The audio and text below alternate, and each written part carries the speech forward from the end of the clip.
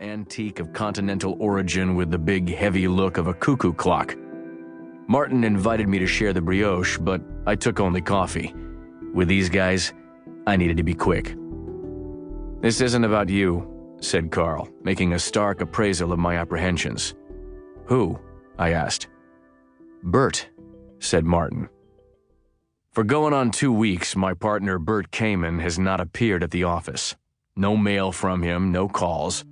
In the case of your average baseline human being who has worked at Gage and Griswell during my time, say anyone from Leotis Griswell to the Polish gal who cleans the cans, this would be cause for concern. Not so clearly Bert. Bert is a kind of temperamental adolescent, big and brooding, who enjoys the combat of the courtroom. You need a lawyer who will cross-examine opposing party's CEO and claw out his intestines in the fashion of certain large cats. Bert's your guy. On the other hand, if you want someone who will come to work, fill out his timesheets, or treat his secretary as if he recollected that slavery is dead, then you might think about somebody else. After a month or two on trial, Bert is liable to take an absolute powder. Once, he turned up at the fantasy camp run by the Trappers, our Major League Baseball team. Another time, he was gambling in Monte Carlo. With his dark moods, scowls, and hallway tantrums, his macho stunts and episodic schedule, Bert has survived at Gage and Griswell largely through the sufferance of Martin, who is a champion of tolerance and seems to enjoy the odd ducks like Bert. Or for that matter, me. "Why don't you talk to those thugs down at the steam bath where he likes to hang out? Maybe they know where he is." I meant the Russian bath.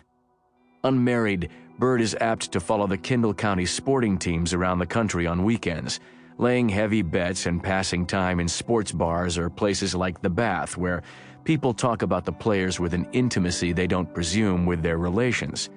"He'll show up," I added. "He always does." Pagnucci said simply, "Not this time." "This is very sensitive," Washthale told me. "Very sensitive." Wash tends to state the obvious in a grave, portentous manner, the self-commissioned voice of wisdom. "Take a look." Martin shot a brown expandable folder across the glimmer of the table. A test, I feared at once, and felt a bolt of anxiety quicken my thorax, but inside, all I found were 18 checks. They were drawn on what we call the 397 settlement account, an escrow administered by G&G which contains $288 million scheduled to be paid out shortly to various plaintiffs in settlement of a massive air crash case brought against Transnational Air. TN, the world's biggest airline and travel concern, is G&G's largest client. We stand up for TN in court. We help TN buy and deal and borrow. With its worldwide hotels and resorts, its national catering business, its golf courses, airport parking lots, and rent-a-car subsidiaries, TN lays claim to some part of the time of almost every lawyer around here.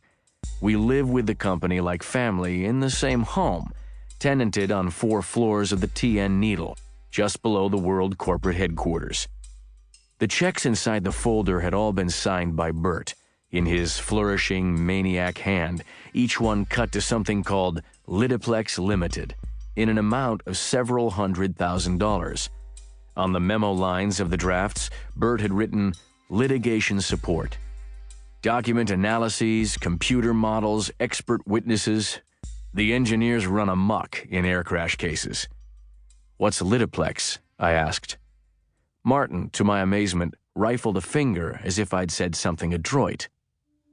"Not incorporated or authorized to do business in any of the 50 states," he said. "Not in any state's assumed names registry." Carl checked. Nodding, Carl added like an omen, "Myself." Carl Pagnucci, born Carlo, is 42, the youngest of 3 and stingy with words.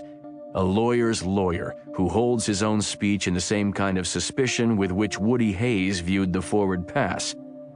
He is a pale little guy with a mustache like one of those round brushes that comes with your electric shaver.